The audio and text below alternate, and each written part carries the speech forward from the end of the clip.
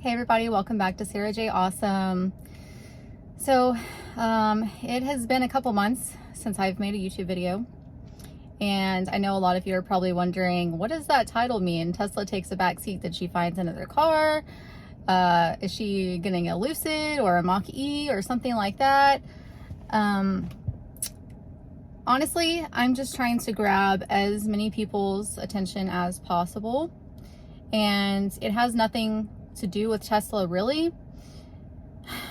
My channel is only about Tesla, but Tesla is a huge part of my life, not because of YouTube, but because I own 2 Teslas, and I spend a lot of my life in this car, in my Model 3, and I love this car, and this car makes my life easier. So no, Tesla has not taken a backseat to any other car brand or manufacturer. But the last couple months, Tesla has taken a backseat to my life. I'm gonna do my best to make this video as short and sweet as possible, because I honestly am not going to edit anything. If I screw up, then I screw up. I don't have the time or energy to edit any video right now. I'm just gonna upload this raw as it is, mistakes and all, and hope that this video gets the message across to a lot of people in a positive way, and in the way that I want it to, which is just that you really think hard about what things are really important to you in your life, and what people are really important to you in your life. And that is because the last couple months, 4 of my family members have gotten really ill from different things, and I am going to talk about the one thing that has really taken me away from my Tesla YouTube stuff the last couple months, but for the discretion of my other 3 family members, I'm not going to discuss any of that. But in short, 3 of my family members have cancer right now, and they are people that are really important to me and my children and my family, and all my kids are okay, I will say that. And the other is my dad. And the reason that I'm going to tell you these things is because I don't want people to make the same mistakes that I have made. And that is, it's really hard for me to manage my time, because my life is just complete chaos all the time. I have 6 children. I work at multiple surgery centers. I don't know how many places I work at. I work in the OR, and I love my job, and YouTube will never ever replace my career, because I absolutely adore my career. I don't care if I make millions on YouTube. I am not ever going to stop doing my job, because I love it so much.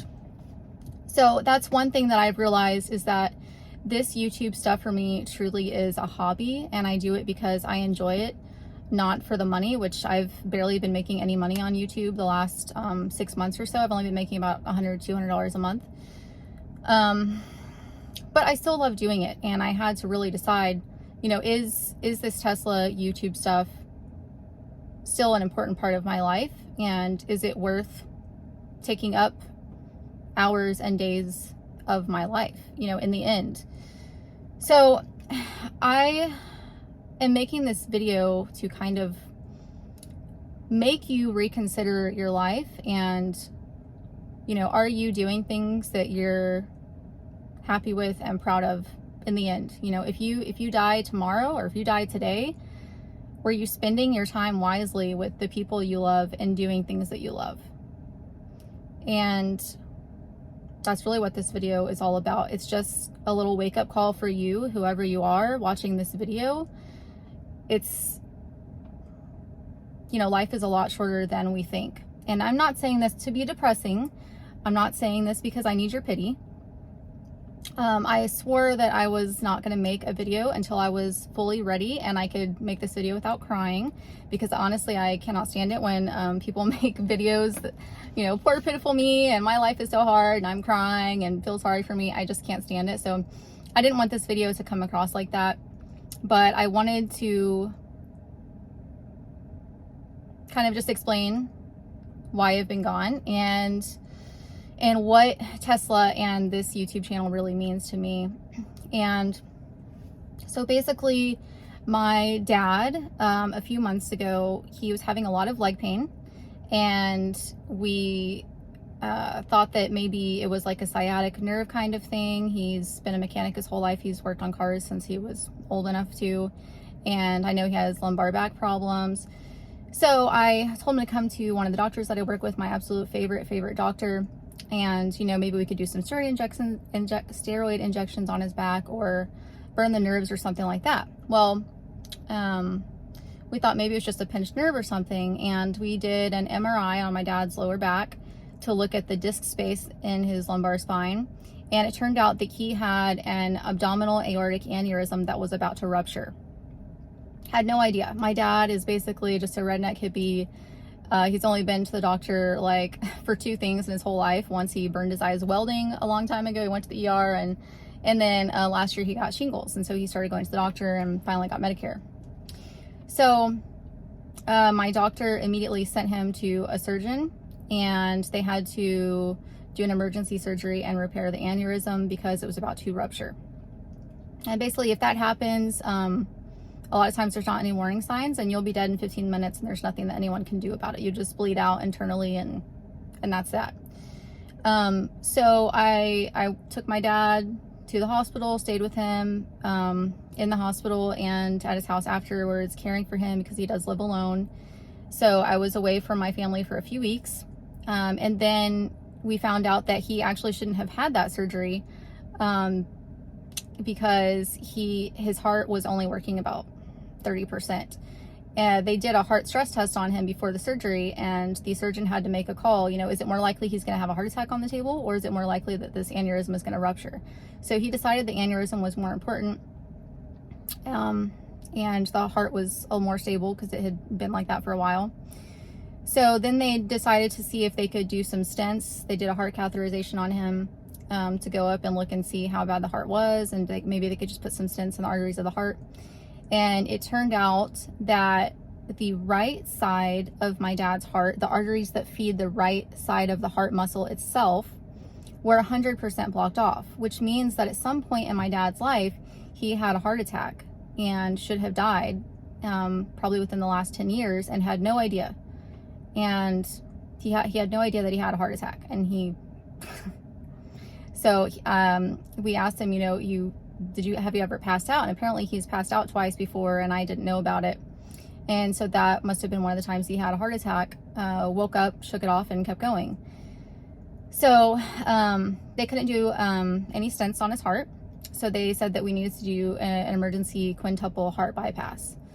So basically the only reason that he was alive after the heart attack is because the left side of his heart, even though it was 70, 80, and 90% blocked off on the arteries that go to the left side of the heart, they had actually grew new arteries and went over and fed the right side of the heart with oxygenated blood as well. So his heart actually grew new arteries to save itself because it knew the heart attack was coming.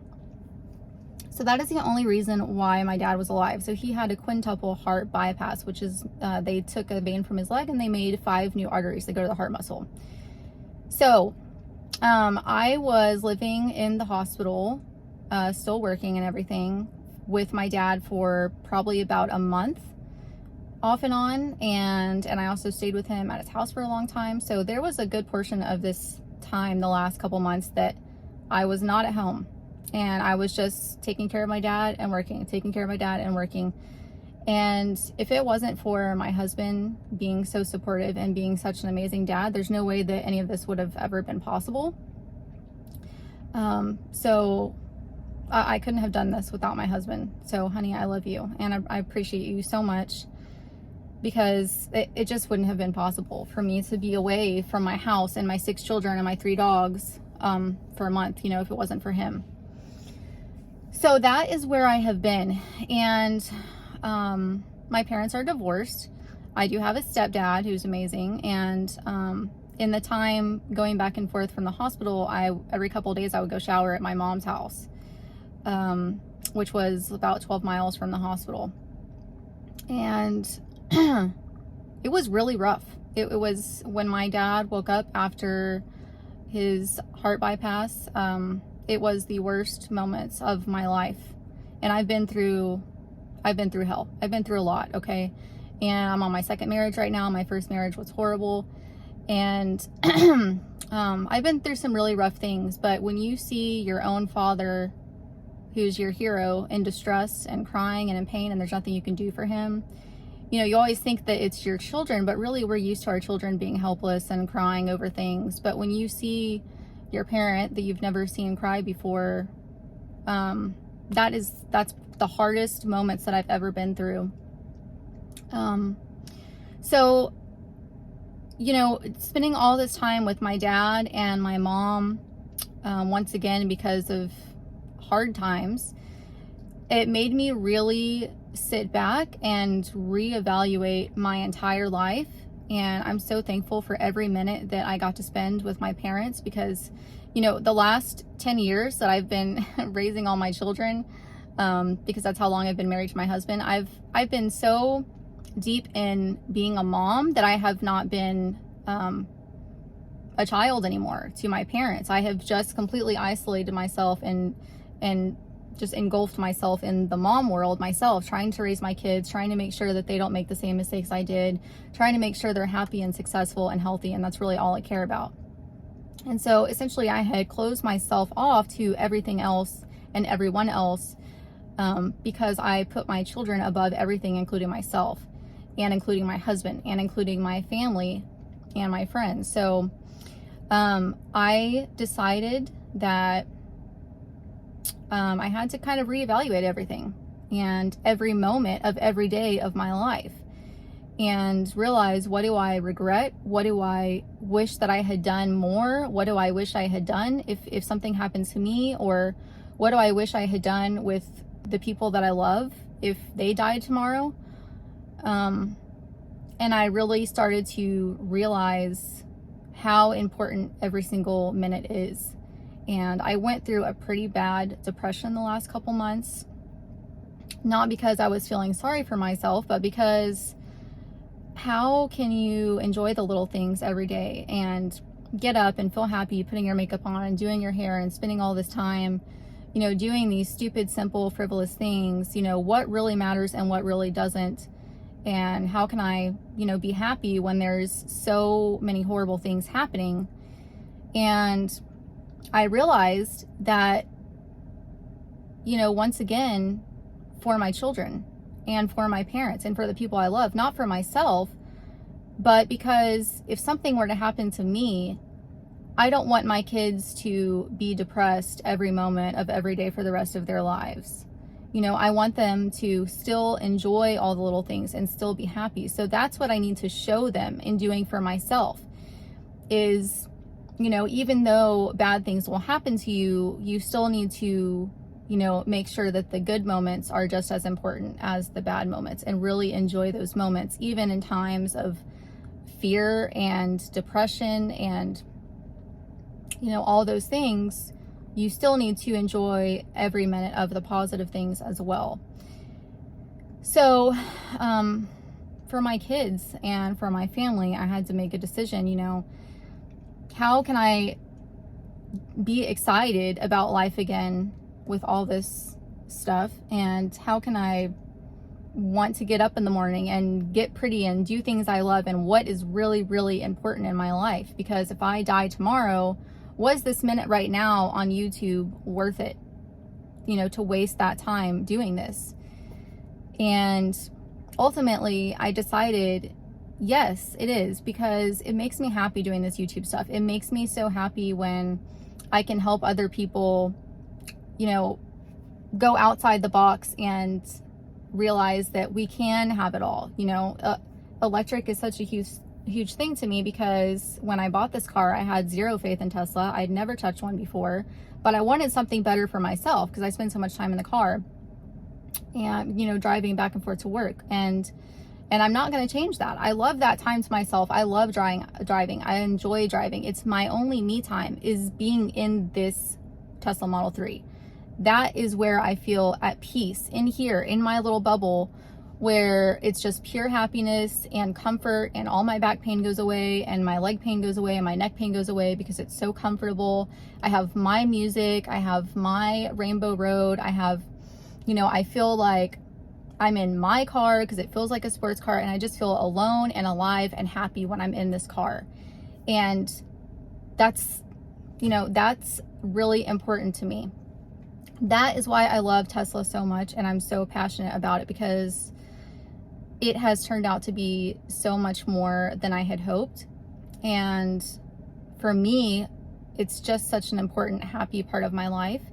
And it's something that I do for myself, by myself, and it makes me happy, and it makes me healthy, and it makes me want to get up and get ready and get pretty and do this stuff and help people. And the Tesla community has been nothing but amazing, happy, helpful people. And that makes me happy too, because, a lot of times people are just really horrible, and it kind of, restores my faith in humanity, because people have been so happy and nice and welcoming in this community. And I've shown that to my kids too. And I've also shown a lot of lessons to my kids on how to deal with, cyberbullying and negative people. And it's important for me also to show my kids that even if the people you love most in the world are going through really, really hard things, and maybe there is something you can do about it, maybe there's not something you can do about it, ultimately you are responsible for your own happiness. And happiness is not going to come from things, and it's not going to come from other people. It's a decision that you have to make. And this car and y'all in my Tesla community makes me happy, and it's just my hobby, something for me. I don't do it for the money. I just love doing it, and I love helping people. And it really makes me happy when I can help people troubleshoot and figure out what's wrong with their car, or help them, transfer over, or help them understand something better. That makes me so empowered and so happy. And it also shows to my kids too, you can do something you love. That makes you money. That helps other people. You just have to find what that little niche is. And I also want to mention that I'm probably going to get a lot of negativity on this. And I have thought really, really hard about whether I want to admit this or not.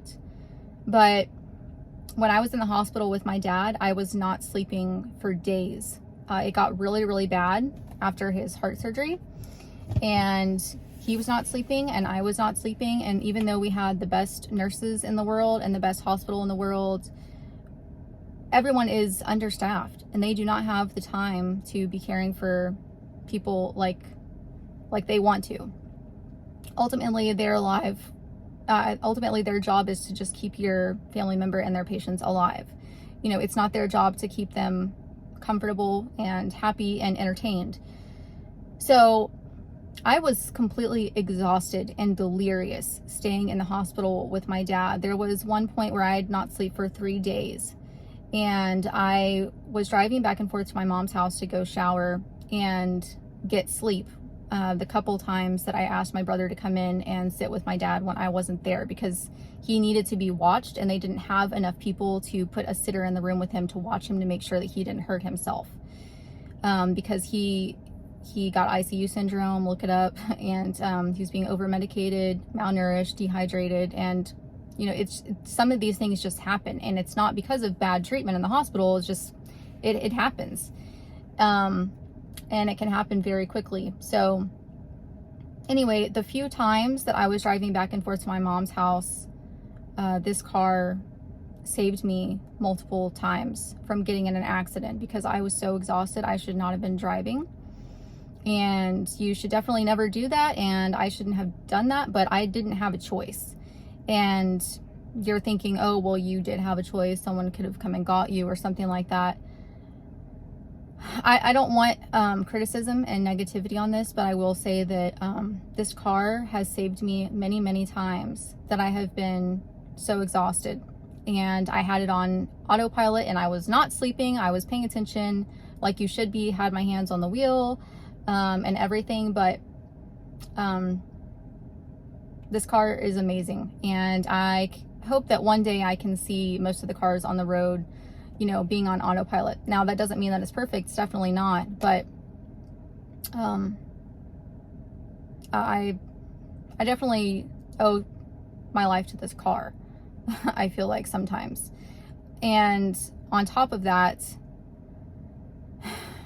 I mean, driving back and forth when my uncle passed away, and driving back and forth when my best friend's father passed away, and then my dad being in the hospital, and going to visit my family because all my family lives pretty far away.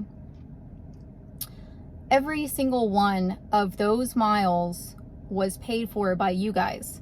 It wasn't paid for by me. It was paid for by y'all from using my referral code.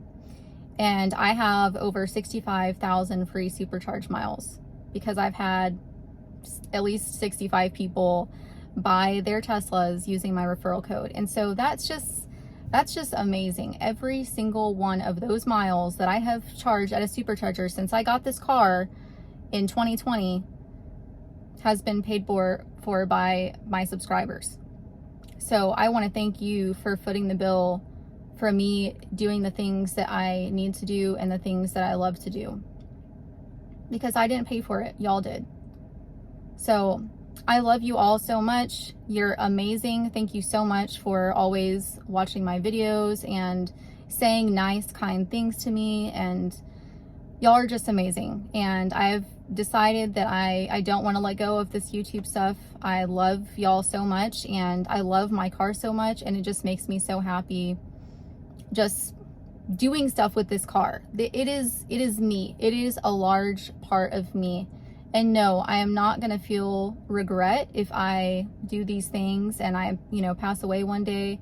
Looking back on all this, it's the one thing that I did for myself, you know, and it's important for our children to learn that even though you grow up and be a parent too, and you're taking care of everyone else, and you're taking care of your parents and your grandparents and your children and your grandkids, you still deserve to do things for yourself, and you still need to take care of yourself, and you still deserve to do things that make you feel happy and alive, even if that doesn't involve any other people. So I don't know what else to say. I hoped that I could reach as many people as possible and tell you this is your wake-up call to reevaluate your life and reevaluate the minutes you spend every day. And no, I am not, you know, changed 100%. I am working on it. I am working on spending more time with family more than ever before. I'm working on trying to let go of a lot of my controlling with my children. I'm very much a hovering helicopter mom and super controlling, but that's because I love my kids so much and I try to protect them from every little thing. And so I have to realize I have to, you know, not so much tell them what to do, but show them with my actions what is really important in life. And for me, that is my family and doing things that make me happy and healthy. So with that being said, I am back. I don't know how often I will be able to do these videos, but I'm just gonna do it as they come and enjoy every minute of it. I hope that you enjoyed this. I hope that you don't take it the wrong way, but I really hope that this reaches a lot of people and will help you make every moment of your life more meaningful, realizing these things that happened to me could easily happen to you. And one day, you know, we're all gonna not be here, and, you know, and the people we love are not gonna be here. So we need to make every minute count, and that's what I'm trying to do. So trying to save y'all from my mistakes and make you realize that literally every minute counts. I love you. I hope you all have a great week. Hopefully I will see you next week. And I'm gonna go enjoy having time alone with my husband now, because all my children are gone for 2 weeks. So all I have is 3 little puppy dogs, and I am super, super stoked about it. So I'm gonna go do what I love, and I hope you go do what you love, and I hope everyone has a great 4th of July.